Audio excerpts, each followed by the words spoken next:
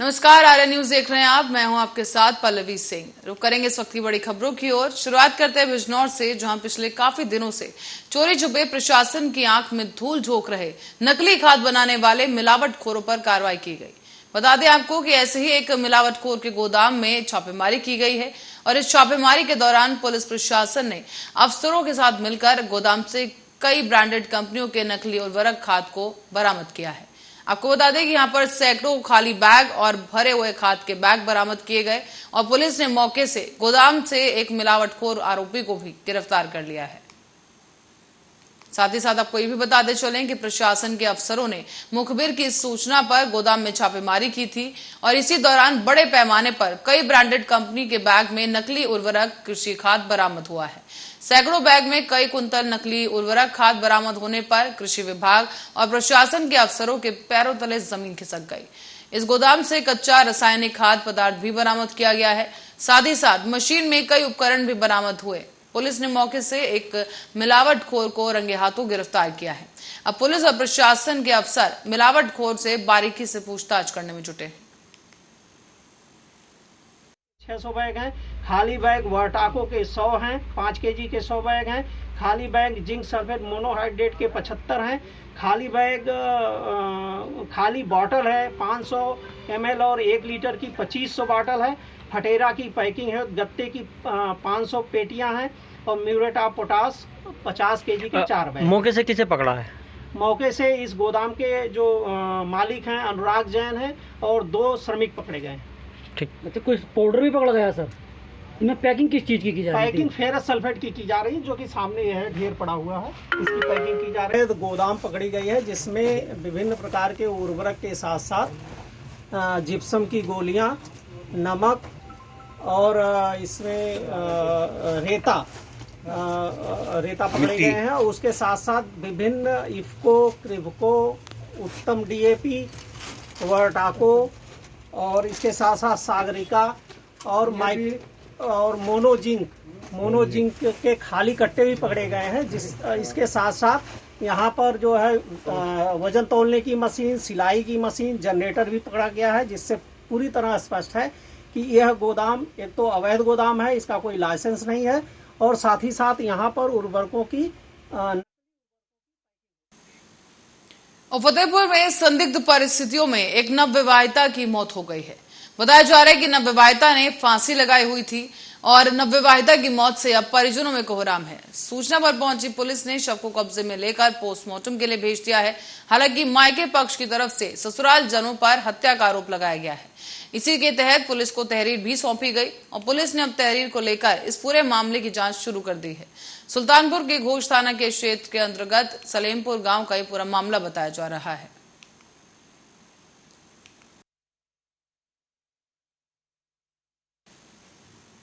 और उत्तर प्रदेश के परिषदीय विद्यालयों में पढ़ने वाले बच्चों को सरकारी स्कूलों में स्वच्छ पेयजल पीने का अधिकार है, लेकिन महाराजगंज जनपद के कई प्राथमिक और पूर्व प्राथमिक और माध्यमिक विद्यालय ऐसे हैं जहां पीने योग्य पानी की पर्याप्त व्यवस्था नहीं है और ऐसी व्यवस्था न होने के चलते सरकारी स्कूलों में पढ़ने वाले नौनिहाल दूषित पानी पीने के लिए मजबूर हैं।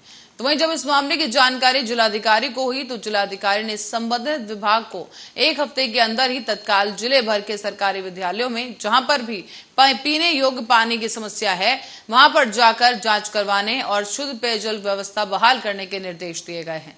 तो बता दें आपको कि सरकार ने एक तरफ जहां परिषदीय विद्यालयों के नौनिहालों के लिए हफ्ते में 1 दिन दूध पिलाने की योजना रखी है, पर दूध तो दूर, यहाँ पर बात की जाए तो बच्चों को साफ पीने का पानी तक नहीं मिल पा रहा है।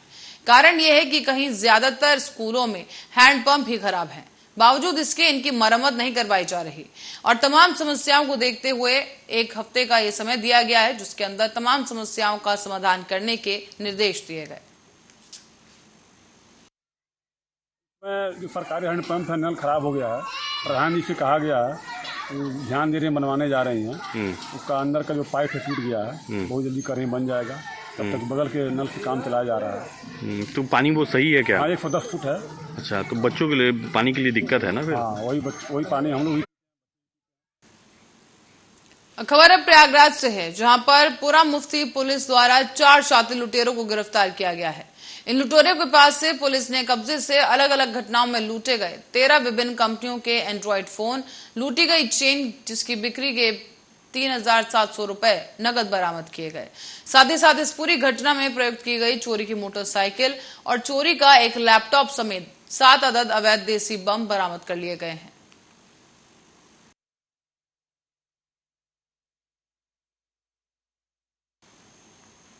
और बिहार आतंकवादी मॉड्यूल मामले में नया खुलासा हुआ है।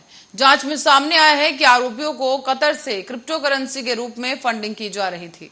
पुलिस ने इसकी जानकारी देते हुए बताया है कि गिरफ्तार किए गए आरोपी दानिश को कतर स्थित संगठन अल्फाहली की तरफ से क्रिप्टो करेंसी के रूप में धन प्राप्त हुआ था। और पुलिस ने यह भी बताया है कि फुलवारी शरीफ निवासी मारगुव अहमद दानिश उसे भारत विरोधी व्हाट्सएप ग्रुप गजवाए हिंद और डायरेक्ट जिहाद चलाने के आरोप में 15 जुलाई को गिरफ्तार किया था। इसी मामले में जांच कर रही एनआईए ने कई खुलासे किए हैं। साथ ही साथ पुलिस अधिकारियों ने बताया है कि जांच से पता चला है कि दानिश पाकिस्तान में स्थित कट्टरपंथी संगठन तहरीक-ए-लबैक से जुड़ा हुआ था और वो एक पाकिस्तानी नागरिक फैजान के नियमित संपर्क में भी था। जांच में पाया गया है कि व्हाट्सएप ग्रुप गजवाए हिंद पर राष्ट्रीय ध्वज और प्रतीक का अपमान करने वाले संदेश साझा किए जा रहे थे। उन्होंने कहा है कि दानिश ग्रुप का एडमिन था और कई अन्य विदेशी समूहों में संपर्क में था।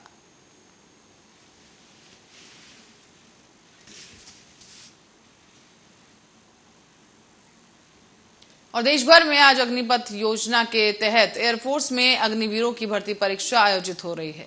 इसी के तहत यूपी में कानपुर में 17 सेंटरों पर परीक्षा हो रही है, जिसमें 33,150 परीक्षार्थी शामिल हुए। इसी बीच कांग्रेस नेता राहुल गांधी ने ट्वीट किया है। उन्होंने ट्वीट कर इस योजना को लेकर फिर से एक बार केंद्र सरकार पर तंज कसा और ट्वीट में लिखा है कि देश में 60,000 सैनिक हर साल रिटायर होते हैं, उनमें से सिर्फ 3,000 को सरकारी नौकरी मिल रही है। 4 साल के ठेके पर हजारों की संख्या में रिटायर होने वाले अग्निवीरों का आखिर भविष्य क्या होगा। राहुल गांधी ने पीएम नरेंद्र मोदी पर निशाना साधते हुए और अपने ट्वीट में लिखा है कि प्रधानमंत्री की प्रयोगशाला के इस नए एक्सपेरिमेंट से देश की सुरक्षा और युवाओं का भविष्य दोनों ही खतरे में है। 60,000 सैनिक हर साल रिटायर होते हैं, उनमें से सिर्फ 3,000 को ही सरकारी नौकरी मिल पाती है और 4 साल के ठेके पर हजारों की संख्या में रिटायर होने वाले इन अग्निवीरों का क्या भविष्य होगा। प्रधानमंत्री की इस प्रयोगशाला के इस नए एक्सपेरिमेंट से देश की सुरक्षा और युवाओं का भविष्य दोनों ही खतरे में है।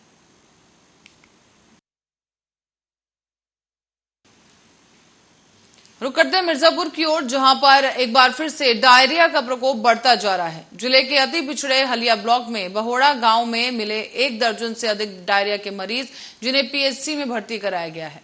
बता दें आपको कि पीएचसी हलिया में इन तमाम मरीजों का इलाज चल रहा है। इसी दौरान एक वृद्ध महिला की हालत काफी गंभीर हो गई, जिसे मंडलीय चिकित्सालय रेफर किया गया। अब तक क्षेत्र में 3 लोगों की डायरिया से मौत हो चुकी है।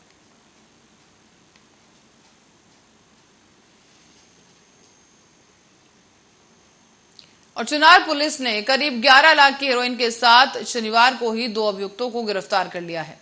इनके कब्जे से 105 ग्राम हेरोइन बरामद की गई और आपको बता दें कि शुक्रवार को भी 21 लाख की हेरोइन के साथ 3 लोगों को गिरफ्तार किया गया था। एसपी संतोष कुमार मिश्र ने पुलिस टीम को अब 10,000 रुपए पुरस्कार घोषित किया है।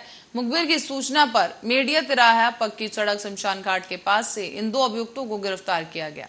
बताया जा रहा है कि तलाशी के दौरान इन्हीं के कब्जे से हेरोइन मिली थी, जिसकी अंतर्राष्ट्रीय बाजार में अनुमानित कीमत लगभग 11 लाख रुपए बताई गई। इसके अलावा हेरोइन बिक्री के 51,000 रुपए नगद बरामद किए गए हैं और थाने में यह मामला दर्ज कर आरोपियों को जेल भेज दिया गया है। फिलहाल पुलिस अधीक्षक ने पुलिस टीम को 10,000 रुपए का पुरस्कार दिए जाने की घोषणा की। में अपराध एवं अपराधियों के खिलाफ जो अभियान चल रहा था, खासकर जो नशे के अपराधी हैं, नशा जो बेचने का कार्य करते हैं, उसमें थाना चुनार टीम को बड़ी सफलता हाथ लगी है। 2 व्यक्तियों को गिरफ्तार किया गया है, जिनके पास से अनुमानित कीमत 11 लाख रुपए की हेरोइन जो है वो बरामद की गई है। ये लोग ये हेरोइन को बाकी लोगों में डिस्ट्रीब्यूट करने का कार्य करते थे। इनके पास एक वेट मशीन भी मिला है और ऐसे ही जो जनपद मिर्जापुर में ऐसे अपराधियों के खिलाफ लगातार अभियान चलते रहेगा। सराहनीय कार्य करने वाली हमारी टीम को 10,000 रुपए इनाम से पुरस्कृत भी किया जा रहा है। फिलहाल थाना चुनार टीम के द्वारा 2 लोगों को गिरफ्तार किया गया है और अनुमानित कीमत 11 लाख रुपए। और उत्तर प्रदेश में समाजवादी पार्टी के द्वारा शनिवार को ही शिवपाल सिंह यादव और ओम प्रकाश राजभर को चिट्ठी लिखी गई। इसमें इन दोनों से कहा गया है कि उन्हें जहां भी सम्मान मिले वो वहां चले जाएं। और अब इस मुद्दे पर राजनीतिक पारा चढ़ता जा रहा है। विधानसभा चुनाव के दौरान सपा गठबंधन का हिस्सा रहे महान दल प्रमुख केशव देव मौर्य ने बड़ा खुलासा किया है। महान दल प्रमुख ने कहा कि सपा और बसपा का गठबंधन नहीं होना चाहिए था। मैंने सपा के नेताओं को पहले ही अवगत करा दिया था कि अखिलेश यादव ओपी राजभर से गठबंधन ना करें, लेकिन मेरी बात को अनसुना कर दिया गया। 4 साल पहले सीएम योगी आदित्यनाथ ने शिवपाल यादव को लखनऊ में बंगला भी दिया था। शिवपाल यादव अखिलेश की सामने से मदद कर रहे थे, लेकिन पीछे से नुकसान पहुंचा रहे थे। मैंने सपा के नेताओं से कहा था कि राजभर की टोरी बीजेपी और आरएसएस के हाथों में है।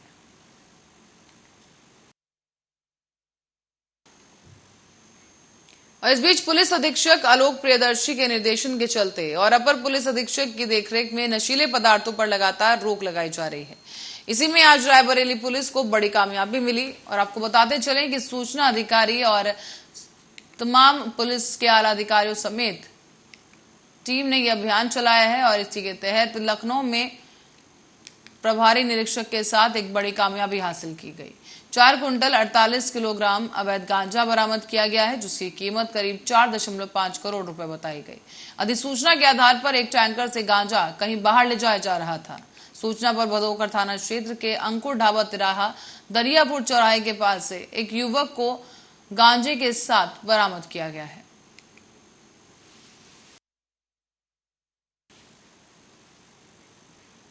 खबर बहराइच से है, जहां यूपी रोडवेज एलमाइज यूनियन के शाखा मंत्री ने विभागीय कार्य को लेकर एक सरकारी बाबू को फाइल थमाई, लेकिन बाबू ने एआरएम के सामने ही फाइल को पटक दिया। इसके बाद एक बवाल शुरू हो गया है और यूनियन के लोगों ने नारेबाजी करना शुरू कर दिया। शाखा मंत्री ने कहा कि जब तक इस सरकारी बाबू का निलंबन नहीं होगा तब तक आंदोलन चलेगा। जरूरत पड़ेगी तो आंदोलन प्रांत स्तर पर भी किया जाएगा। हालांकि इस दौरान एआरएम ने बाबू को फाइल लेकर कार्य करने के लिए कहा। इस पर शाखा मंत्री ने बाबू आशीष सिंह को प्रभारी एआरएम के सामने ही सरकारी बाबू ने फाइल पटक दी। साथ ही उस फाइल पर काम करने से भी उन्होंने इनकार कर दिया। इससे शाखा मंत्री समेत कई अन्य लोग नाराज हुए। सभी ने बाबू के खिलाफ नारेबाजी करते हुए बवाल शुरू कर दिया। हालांकि इस बीच प्रभारी एआरएम बीके तिवारी ने लोगों को समझाते हुए ये मामला शांत कराया है, लेकिन कर्मचारी संघ इस सरकारी बाबू के निलंबन की मांग करने में जुटे हैं। हम लोग कर्मचारियों की समस्याओं को लेकर के सहायक क्षेत्रीय प्रबंधक के पास गए थे। अभी कल ही चार्ज उन्होंने लिया है प्रभारी एआरएम के रूप में। तो हम ड्यूटी पर थे, आज सुबह आए तो कई कर्मचारियों की जो है समस्याएं थी, तो हम लोगों ने। और रक्षा मंत्री राजनाथ सिंह आज जम्मू के 1 दिवसीय दौरे पर रहेंगे। यहां पर रक्षा मंत्री जम्मू में स्थित मिलिट्री कमांडर्स के साथ मुलाकात करेंगे और कारगिल युद्ध के शहीदों को श्रद्धांजलि अर्पित की जाएगी। फॉरवर्ड लोकेशन का दौरा कर ऑपरेशनल तैयारियों का भी जायजा लिया जाएगा। साथ ही साथ थल सेना प्रमुख भी मौजूद रहेंगे। इस दौरान एक कार्यक्रम में देश के लिए मर मिटने वाले 2000 शहीदों के परिवारों को सम्मानित किया जाएगा। कारगिल विजय दिवस की पूर्व संध्या पर रक्षा मंत्री राजनाथ सिंह और आरएसएस के सरकारवाह दत्तात्रेय होसबोले ने भी देश पर सर्वस्व न्यौछावर करने वाले वीर सपूतों को नमन करने के लिए वो आज जम्मू पहुंचेंगे। जम्मू में ये कार्यक्रम जम्मू कश्मीर पीपुल्स फोरम ने आयोजित किया है और फोरम के अध्यक्ष रमेश चंद्र सबरवाल के मुताबिक रक्षा मंत्री राजनाथ सिंह कार्यक्रम में मुख्य अतिथि होंगे। इसके अलावा रक्षा मंत्री जम्मू स्थित मिलिट्री कमांडर से भी मुलाकात करेंगे और ऑपरेशनल तैयारियों का जायजा लिया जाएगा।